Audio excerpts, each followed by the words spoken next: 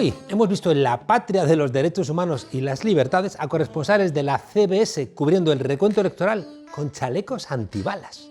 Hubiera sido mucho mejor que antes de tener que ir a unas elecciones, como en otros países, pues no sé, va la gente a la guerra o a enfrentarse con pistoleros, que los medios de comunicación norteamericanos no hubieran dado tanto espacio a un bravucón que ha terminado ahondando para que las elecciones norteamericanas estén a la altura de las de Sierra Leona, cuando se presentó Charles Taylor, un delincuente. Ha estado muy bien que los principales canales de televisión norteamericanos rotularan mientras que hablaba Trump desde la Casa Blanca diciendo que todo lo que estaba plantando eran mentiras. Lo ha tenido que hacer finalmente también Twitter en una decena de ocasiones. Incluso ha estado bien que hayan cortado la transmisión porque estaba alentando disturbios en las calles. En España estamos acostumbrados a que los mismos que han invitado a la Fundación Francisco Franco hasta la saciedad a las tertulias, los mismos que invitan a sus espacios a mentirosos como Inda, los mismos que dan pábulo a las mentiras difundidas por Villarejo y las cloacas con ayuda de los medios de comunicación vinculados a Villarejo, corten la comunicación justo cuando Pablo Iglesias entra a hablar en el Parlamento. El comportamiento de los grandes medios norteamericanos no es una señal de honradez. Es la prueba de que Trump ha perdido las elecciones, porque los grandes medios no iban a confrontar con Trump si estuvieran, no sé, convencidos de que iba a repetir como presidente de los Estados Unidos. Hasta Fox News, de ese desecho del periodismo que es Murdoch, el que se inventó y propagó la mentira de las armas de destrucción masiva en Irak, ha discutido con Trump. Por cierto, las mentiras de Murdoch en España las propagaron con ayuda de Aznar prácticamente el 100% de los medios de comunicación de nuestro querido Reino de España. Esos mismos medios son los que hoy están diciendo que el gobierno del PSOE y Unidas Podemos está construyendo un ministerio de la verdad, algo orwelliano. Los medios que, por cierto, defendieron la ley Mordaza del Partido Popular. Hace tiempo que muchos periodistas dejaron de respetarse a sí mismos, seguro que en parte, o en mucho, por la propia precariedad de la profesión. Me imagino que los periodistas que hablaron de la caja B de Podemos, de la financiación ilegal de Podemos, de las malversaciones a Hacienda, de las denuncias de Calvente, cuando regresan a su casa, les pasa como a los comisarios que trabajan en casos muy sucios, que les dicen a la gente a la que quieren, mejor no hablemos del trabajo. En 2018, el PP, apoyado por Ciudadanos y por el PSOE, aprobó el Plan de Acción contra la Desinformación, que es lo que ahora desarrolla el procedimiento de actuación contra la desinformación del Consejo de Seguridad Nacional, que básicamente busca, dice el BOE, atajar la desinformación examinando la libertad y pluralismo de los medios de comunicación, que no parece gran cosa. Lo que sí que es verdad es que el PSOE ha comunicado esto con formas más propias de la tía de Mortadelo y Filemón que de la CIA. Y claro, le ha dado muchas alas al ruido. Lo ha hecho mal el Partido Socialista. La democracia está en un atolladero, es verdad, y los gobiernos, cuidado, que nos han mentido, en España con las armas de destrucción masiva en Irak, o achacando a ETA los atentados del islamismo radical de Atocha. Los gobiernos además han utilizado al CNI para cosas ilegales, por ejemplo para salvar el trasero al rey emérito y su etcétera. Los gobiernos han utilizado medios ilegales para investigar adversarios políticos, para destruir pruebas que les incriminaban o para inventar pruebas contra los adversarios. Los gobiernos han hecho de los asesores en medios, de los spin doctors, los ejes centrales de su tarea política, de manera que controlan algunos medios, domestican a otros y se enfrentan a los que trabajan para el adversario. Parece que la relación con los medios es lo que manda. Y es evidente que hay que hacer algo con las mentiras, porque como vemos en Estados Unidos, si engañas al pueblo, la democracia degenera, como bien vio Aristóteles en la deriva demagógica de la politeia. La solución pasa por inyectar sociedad civil en el control de las mentiras en los medios, en hacer leyes antimonopolio, en articular leyes para que las mentiras, especialmente si se prueba que son interesadas, se paguen muy caro y que no pueden estar controlando fondos de inversión los medios de comunicación. Cuidado, que hoy los terroristas están intoxicando en los medios de comunicación y llevan trajes caros. Bienvenidos a la frontera, desobedientes.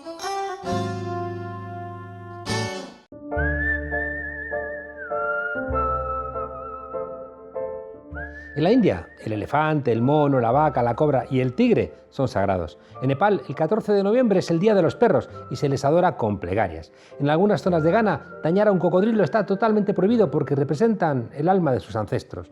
En Hanuman, al norte de Bangkok, los macacos son agasajados. Hemos visto a papiones raptando perros para amaestrarlos, convirtiéndolos en parte de su familia. La relación del hombre e incluso de los antecesores nuestros con los animales depende en gran medida de entornos culturales y ha ido evolucionando a lo largo de la historia. Hay filósofos, eso sí, para todos los gustos. El eterno debate sobre el estatus ético y jurídico de los animales ha llegado a nuestros días convertido en una especie de asignatura pendiente. ¿Seguimos haciendo caso a la Biblia, que solo ve en ellos alimento y sacrificios? ¿Con la vida y dignidad de otros seres sintientes nos tenemos que sentir respetuosos? ¿O arrastramos al planeta hacia comportamientos que no parecen muy racionales? ¿Se respeta a sí mismo una sociedad que no respeta a los animales? Para hablar sobre este importante asunto nos acompaña hoy una persona coherente en su defensa de los animales. De hecho, es el primer director general de Derechos de los Animales del Gobierno de Coalición, un organismo creado recientemente y que depende del Ministerio de Derechos Sociales y Agenda 2030. Sergio García Torres, buenas noches y bienvenido aquí a Muy La buenas Frontera. noches, Juan Carlos. Oye, Sergio, ¿se respeta a sí mismo una sociedad que no respeta a los animales? Bueno, sin duda alguna es una asignatura pendiente, como tú bien has dicho. Si una sociedad no respeta su entorno, no respeta a los animales, tenemos esa asignatura pendiente sin lugar a dudas. Y nos toca como gobierno en este caso y nos toca como administración llegar al punto de equiparar la protección de los animales al sentir mayoritario de nuestra ciudadanía. ¿Hacía falta en España una dirección general de estas características? Pues ha habido muchas dudas sobre esto y ha habido muchas críticas sobre esto, pero sin lugar a dudas estamos viendo que era absolutamente necesario. Lo hemos visto en esta primera fase de la pandemia, donde bueno, ha habido necesidad de implementar mecanismos para que, por ejemplo, la gente pudiera salir a pasear a sus perros o pudiera alimentar a colonias felinas o pudiera seguir rescatando animales abandonados. Y si no hubiera existido la Dirección General de Derechos de los Animales, quizá nadie se hubiera parado a pensar en esas necesidades concretas de los animales y de los responsables de los mismos. Y con esto lo estamos viendo en el resto de leyes, el resto de iniciativas que hacen todos los gobiernos y todas las administraciones, que tiene que haber alguien que se pare a pensar también en los animales, porque también están con nosotros. Sergio, somos el país de las corridas, que hace becerradas en las fiestas populares, de los toros embolados, de cabras tiradas desde un campanario. ¿Qué ocurre con España? Aquí incido en lo que ya te he planteado. ¿Qué ocurre con la legislación española y qué ocurre con las administraciones que permiten ciertas actividades, por así decirlo, ¿no? Es que no se me ocurre ni siquiera decir espectáculos. La inmensa mayoría de la población rechaza los espectáculos taurinos y ya ni hablemos de subvencionarlos con dinero público, pero las administraciones siguen haciéndolo y siguen sosteniendo negocios como, por ejemplo, la tauromaquia. Bueno, toca hacer ese reseteo a la administración para que pueda poner en valor el sentir mayoritario de la ciudadanía. Así es que voy a recalcar esa idea porque al final tenemos que estar orgullosos y orgullosas de la ciudadanía que tenemos y del sentir hacia los animales. Lo podemos ver en las múltiples manifestaciones de rechazo cuando hay casos concretos de algún maltrato animal. Claro, pero Sergio, en las fiestas populares en agosto parece que es inconcebible que no haya fiestas si no hay becerradas, toros, y la gente joven, sobre todo hombres, de alguna manera maltratando a los animales. ¿No forma parte de algo que está enraizado en la cultura de este país? Bueno, yo en los años pasados he ido a muchísimas fiestas populares de este tipo, sobre todo para documentarlas, y lo que me doy cuenta es que la gente ni siquiera está pendiente del espectáculo en sí, la inmensa mayoría. Lo que están es en un espacio social donde se reúne todo el mundo. Quizá si cambiamos el espectáculo, la gente seguirá reuniéndose de la misma manera y creo que esa es un poco la finalidad. Yo, de hecho, es una de las cosas que más digo. Cuando voy a este tipo de espectáculos, quizá el que más está viéndolo soy yo, porque está documentándolo. Veo al resto del mundo que simplemente es el espacio social donde se reúnen durante las fiestas del pueblo, no hay otra cosa. Entonces, quizá hay que buscar una alternativa. Escuchaba esta mañana a Noelia Vera, la secretaria de Estado de Igualdad, que en Andalucía el gobierno del Partido Popular, de Ciudadanos y de Vox dedica más dinero a fomentar la tauromaquia que a luchar contra la violencia de género. Sí, es cierto, y nos está pasando en muchas administraciones autonómicas y administraciones locales en las que, bueno, sigue estando ese lobby de la tauromaquia que mantiene ese privilegio de las ayudas públicas, porque sin ellas no se podrían sostener. No entendemos por qué no se da esos pasos y, bueno, estamos trabajando en este caso junto al Partido Socialista para que ellos den estos pasos, que nosotros en este caso como la parte del gobierno que formamos parte sí que tenemos asumido y que tenemos un debate bastante ya hecho. Las cifras que dan a veces de asistentes a los espectáculos de tauromaquia en España, sitios como Las Ventas, ¿son reales o a qué se deben? ¿Forman parte de una curiosidad de turistas? ¿Qué está ocurriendo ahí? Bueno, las cifras estaría muy bien conocerlas al detalle quien va a ver un espectáculo taurino, pero en muchas ocasiones todas las cifras se suelen engordar con quien va, por ejemplo, a un concierto de Miguel Ríos, a Las Ventas. Está dentro también de este número de asistentes, con lo cual, bueno, veamos cuáles son las cifras reales y partamos de no subvencionar este tipo de espectáculos y que, bueno, el espectáculo ya de por sí se actualizará y cuando digo actualizará, quiero decir desaparecerá seguramente. ¿Qué pasa con la ley de protección animal en España? Bueno, es otra asignatura pendiente que teníamos en nuestro país. Actualmente tenemos 17 regulaciones de protección animal, algunas absolutamente dispares con respecto a otras, ¿no? Hay alguna comunidad autónoma donde todavía se permite matar a un perro asilvestrado con un arco y una flecha, y en otras comunidades donde el sacrificio está prohibido, ¿no? Se establece el sacrificio cero. Bueno, pues nosotros lo que queremos hacer es un marco homogéneo de todas estas normativas y estamos trabajando desde el día 1 que se creó esta dirección general y esperamos que antes de final de año ya podamos tener esas primeras fases de la ley en la que estamos trabajando con en torno a los 70-80 expertos profesionales técnicos de múltiples sectores que tienen que ver con la protección animal y bueno, no es una ley fácil, sé que hay mucha gente que nos está reclamando que esté ya, que salga ya, pero no es una ley fácil y es una ley que nosotros queremos que tenga durabilidad en el tiempo y que durante las próximas décadas pueda ser una ley referente a nivel europeo. Como con tantos otros derechos, esa gente que ha infringido la ley, saltando a los ruedos, poniendo el cuerpo, recibiendo insultos, ataques, encarcelamientos, multas, también han ayudado, ¿no?, a generar esa conciencia. Sí, yo creo que lo que han hecho es visibilizar un debate social que, bueno, si podemos recordar hace 10-15 años, quien nos manifestábamos en plazas de toros, bueno, pues pasábamos bastante desapercibidos, incluso yo personalmente he recibido palizas de taquilleros de plazas de toros y eso pasaba completamente desapercibido. Ahora es hay otra visión, ese tabú que había con el debate de la tauromaquia, al igual que pasa con el debate de la monarquía, ¿no? Hace unos años no se hablaba, pues con la tauromaquia es una cosa similar, ¿no? Ahora de repente todo el mundo ya puede tener una opinión y de hecho creo que el debate social está ganado, porque ahora la gente no dice yo soy antitaurino, la gente suele decir yo soy taurino porque, y da una razón, porque tengo una herencia familiar, porque me lo han enseñado mis padres, porque mis abuelos eran aficionados. Ahora se justifica el por qué eres aficionado a la tauromaquia.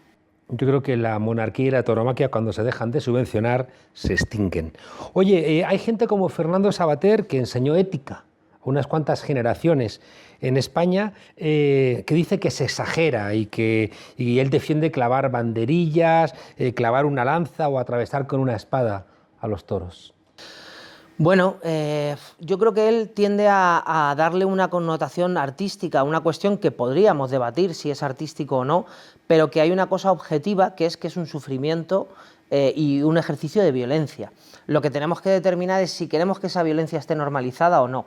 El Comité de Derechos del Niño de Naciones Unidas determinó que la tauromaquia es un ejercicio de violencia y por eso hay que prohibir la participación de menores y que los menores sean espectáculos. Es el primer organismo oficial internacional que establece que la tauromaquia es violencia. Bueno, si es violencia, ahora nos toca a nosotros debatir.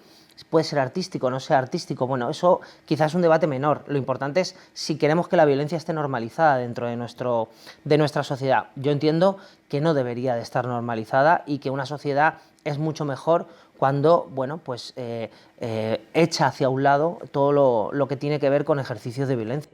Si es violencia, ¿puede ser cultura? Depende qué entendamos por cultura, ¿no? Yo creo que cultura, tradición, historia, puede serlo, ¿no? Puede ser parte de nuestra cultura. La cultura incluso puede tener también algo que ver con lo bélico, ¿no? Por ejemplo, la cultura bélica existe y no por eso deja de ser violencia, ¿no? El caso es si lo queremos normalizado dentro de nuestra sociedad y si el concepto de cultura que nosotros tenemos ahora en nuestro país, que son, bueno, ejercicios artísticos, queremos que esté encumbrado o que esté sostenido, en este caso, por la Administración General. Yo, sin duda, pienso que la tauromaquia no es cultura y, de hecho, es un debate que debería de darse, ¿no? El por qué la tauromaquia sigue estando en el Ministerio de Cultura y no vuelve a donde debería estar, que es el Ministerio del Interior, que lo gestionó hasta 2011, ¿no? Y este debate lo hemos visto hace pocos días con el Real Decreto de Ayuda a los profesionales de la cultura, en el que están incluidos alguna parte de profesionales taurinos. ¿Por qué crees que la derecha y la extrema derecha ha hecho de la defensa de la tauromaquia un elemento central de su identidad de una España, por supuesto, que siempre excluye a otra España? Yo creo que tiene que ver con el elemento del privilegio. La tauromaquia quizá hace 60, 70 años se popularizó mucho. Era una tauromaquia en la que era mucho más transversal en toda la sociedad española. Ahora es completamente diferente. Ahora se establece en un entorno de privilegio que, vuelvo a hacer el paralelismo que tú has hecho antes con la monarquía, ¿no?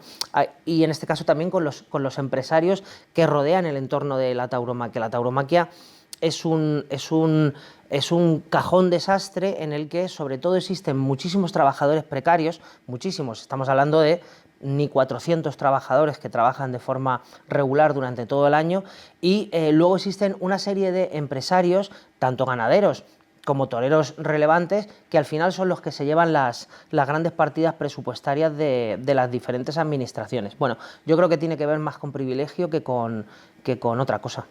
He leído recientemente un libro de un filósofo reseñado, curiosamente o no, por Fernando Savater, donde plantea que esta mirada que se está poniendo en marcha respecto de los animales termina justificando la zoofilia.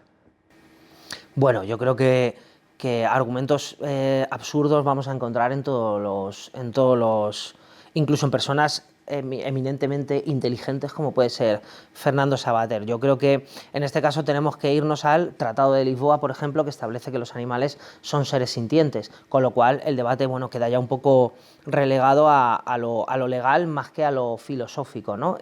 Lo único que nosotros debemos hacer como país es adaptar esa normativa, que el animal es un ser sintiente, y de hecho había un consenso en el Congreso de los Diputados la legislatura pasada para que esto fuera así. Bueno, si queda algún argumento marginal, como es el caso de Fernando Savater, bueno, siempre va a quedar lo folclórico de lo marginal, en este caso como Fernando Savater.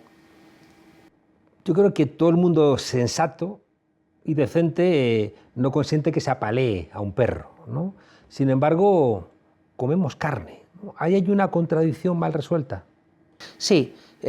No queremos ver el sufrimiento de los animales y por eso los mataderos no tienen las paredes de cristal. Y eso es una frase de Paul McCartney que refleja un poco esa disyuntiva que tenemos, en la que no queremos ser partícipe del sufrimiento del animal, y por eso también los animales no los venden despiezados en las tiendas, ¿no? Porque si apareciera el animal completo seguramente tendríamos algún que otro conflicto moral. Bueno, yo creo que eso habrá que ir trabajándolo también, y eso yo creo que de momento es un trabajo personal que tiene que hacer cada persona, y ver qué avances o qué camino desde el punto de vista ético con los animales tiene que dar. Pero está claro que lo que sí es un consenso general, y hay que por lo menos partir de ese punto de vista, es que el maltrato hacia los animales es una cosa que se rechaza en la mayoría de nuestra sociedad, y de hecho tenemos que sentirnos orgullosos de eso.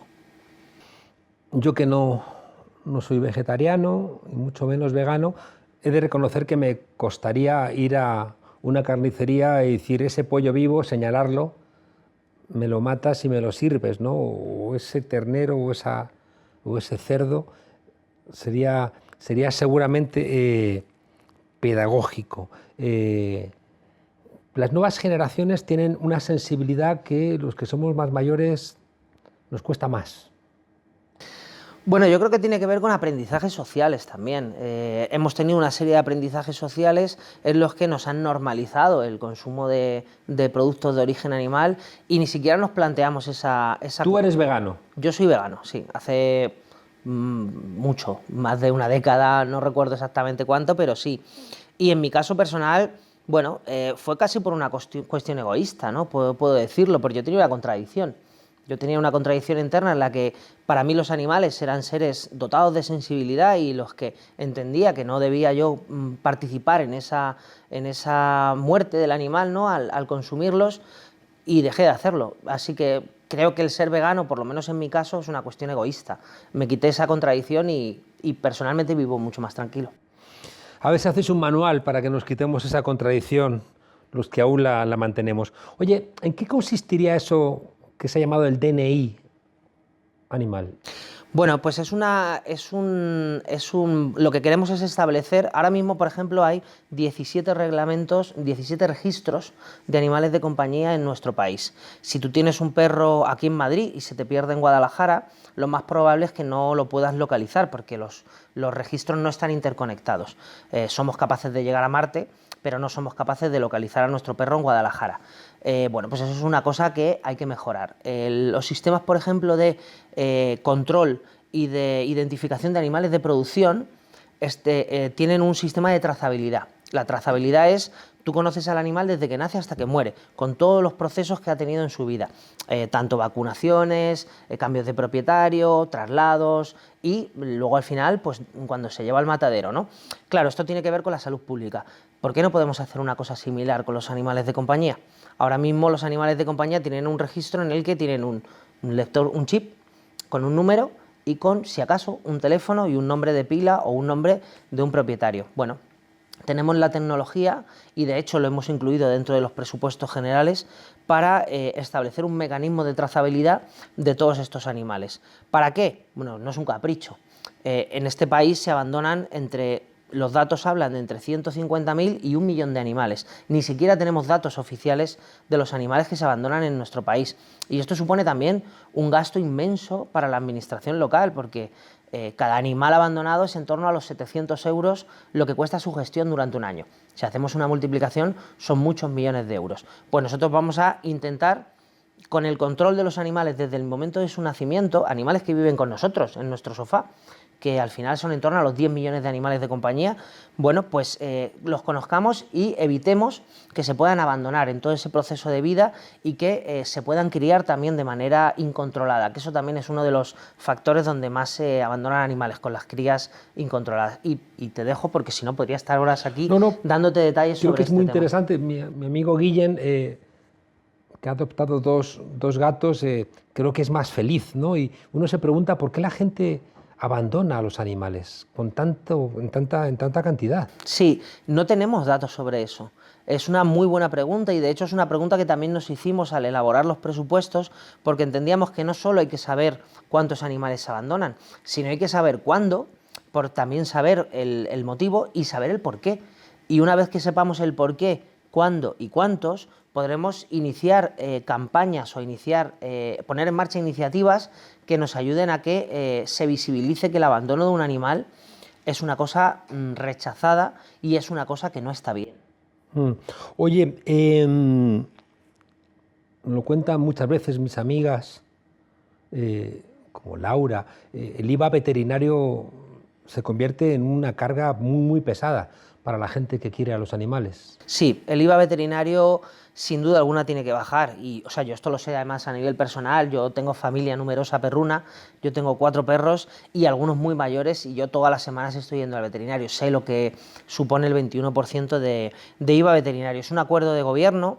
Es un acuerdo que llevaremos en práctica, que pondremos en práctica en los próximos meses.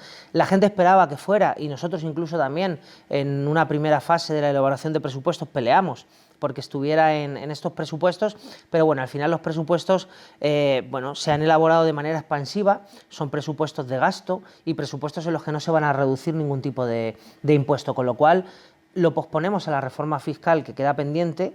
Y bueno, estamos a 9 meses que llevamos de legislatura. Vamos a cumplimentar esta propuesta porque, bueno, nosotros cumplimos nuestro programa electoral y esto era uno de los ejes principales en protección animal. O sea, entonces, ¿en estos presupuestos todavía no se va a ver reflejado? En estos presupuestos no se verá reflejado, pero sí en la próxima reforma fiscal que todavía queda pendiente en el Gobierno y que se hará en los próximos meses.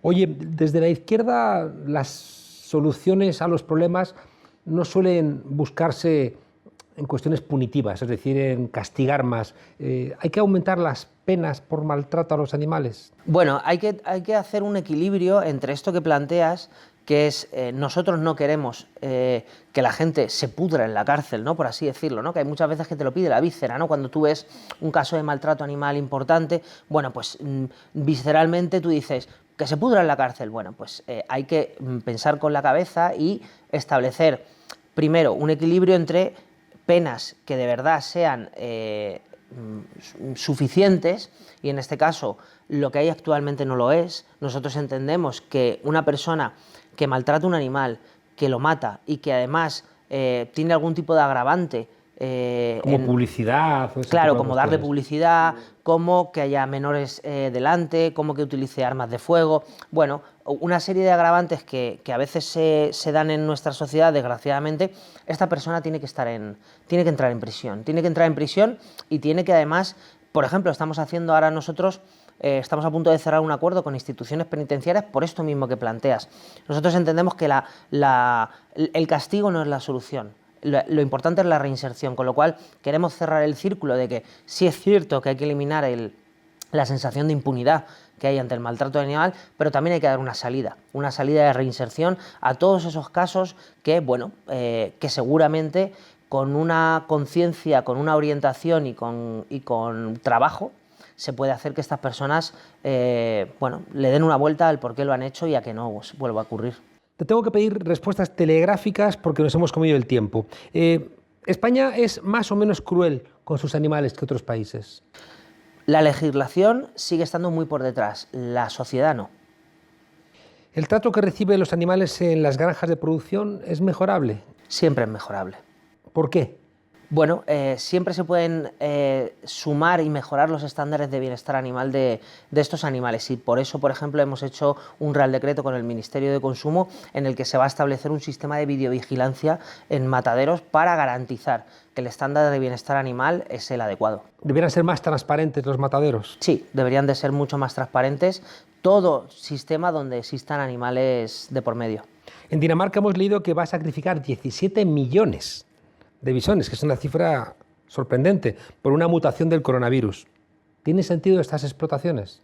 No, no tiene ningún sentido desde mi punto de vista. En España tenemos en torno a las 40 explotaciones de bisones americanos y no solo supone un problema para esos pobres animales, sino también un problema para la biodiversidad, porque están haciendo desaparecer el bisón europeo. Nosotros, yo en concreto, defiendo que estas granjas deberían de eliminarse. Un niño español no puede ver un cuadro de la maja desnuda en internet, pero puede asistir a una plaza de toros.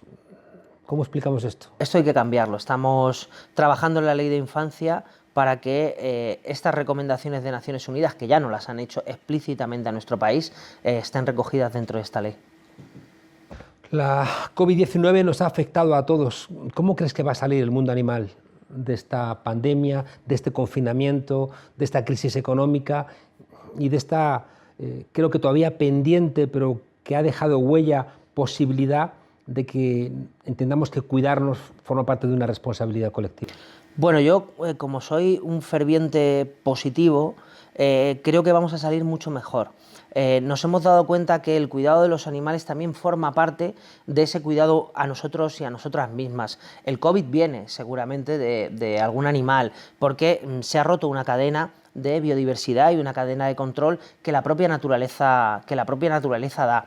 Y además hemos visto que es necesario mecanismos de control, de cuidado hacia los animales dentro de los entornos urbanos, por ejemplo, para que, bueno, en casos de confinamiento, como el que hemos visto, existan métodos para que alguien pueda salir a la calle y alimentar a su colonia felina. Bueno, los ayuntamientos nos han llamado a centenares para que les ayudemos a establecer estos mecanismos. Yo lo veo positivo, porque hasta ahora no lo habían hecho, con lo cual creo que siempre saldremos un poquito mejor y con un aprendizaje para las personas y para los animales. Sergio García Torres, nos marchamos. Oye, ¿funciona el eje derecha-izquierda en cuestiones animalistas? No, la verdad que no, y es una cosa que tiende a generar un poco de duda, ¿no? Porque sí que, por ejemplo, hay colectivos de ultraderecha que además son pro-veganos, ¿no? Y a veces no se entiende, ¿no? Cómo pretendes que haya derechos para los animales y no haya derechos para la persona. Yo creo que los derechos hacia los animales es la conclusión de una serie de derechos conseguidos para las personas y quizá el derecho de los animales es uno más al final de todos estos, que no se entiende sin los anteriores. Sergio García, mucha suerte con la Dirección General vinculada a derechos sociales, a la Agenda 2030 y ojalá España que, como bien planteabas antes, en la cultura, en la literatura, en la pintura, no ha demostrado un especial apego a los animales, en el siglo XXI cambie ese rumbo. Muchas gracias. Muchas gracias, Juan Carlos. ¡Qué sorpresa! El gobierno de Isabel Díaz Ayuso ha reconocido formalmente que el nuevo hospital Isabel Zendal, un nombre hermoso que en un principio estaba presupuestado en 50 millones de euros, costará en torno a 100 millones. Vamos, que vas a un restaurante, miras la carta, escoges los platos y luego la cuenta viene multiplicada por 2. Protestar, ajo y agua. Además, qué desilusión. Todo el mundo deseando que sobraran médicos y enfermeras y lo que hay es un sobrecoste de 46 millones de euros. Las constructoras dando palmas con las orejas y los pacientes madrileños rezando para que no les manden allí. ¡Qué escándalo, qué escándalo! Otra vez, qué escándalo, un sobrecoste. El caso es que el argumento me suena. Presidenta del Partido Popular que proyecta obra faraónica, mucho ruido mediático para que parezca aún más faraónica, obra faraónica que sufre sobrecostes que tienen que pagar todos los ciudadanos. ¿Pero de qué me suena a mí esta película? Ya me acuerdo, aquella superproducción de 2004 dirigida por doña Esperanza Aguirre y titulada Ciudad de la Justicia. 16 años después, la justicia pues sigue donde estaba, pero aquella ciudad lo único que ha servido es para que la usaran de morgue durante la pandemia. Que siga como hasta ahora, que es una crack. Pues menuda crack está hecha esta Ayuso, construir una ciudad de la sanidad sin médicos ni enfermeras, una gesta solamente superada por Jaimito, que vendió la moto para comprar gasolina. Pero ¿quién necesita sanitarios teniendo estudios de ingeniería y constructoras? Los enfermos a la lista de espera. Hospitales sin médicos, ciudades de la justicia sin jueces, aeropuertos sin aviones, autopistas sin coches, diplomados sin estudios, ordenadores sin discos duros. El caos y los sobrecostes se han convertido en un clásico de las instituciones gobernadas por el PP. Una seña de identidad, que diría el bueno de Pablo Casado. ¿Y qué será lo próximo? ¿Una ciudad de la cultura como en Santiago de Compostela sin artistas? ¿Un nuevo parque temático como Terra Mítica? ¿Un tranvía que lleve a ningún lugar? ¿Un enorme coste en reputación en las redes, como ha hecho el jefe de gabinete de Andrea Levy, por supuesto, sin reputación de ningún tipo? Mejor no dar ideas, porque ya sabemos cómo se las gastan estos del PP. Bueno, para ser honrados en la expresión, cómo se lo gastan. Hasta mañana, desobedientes.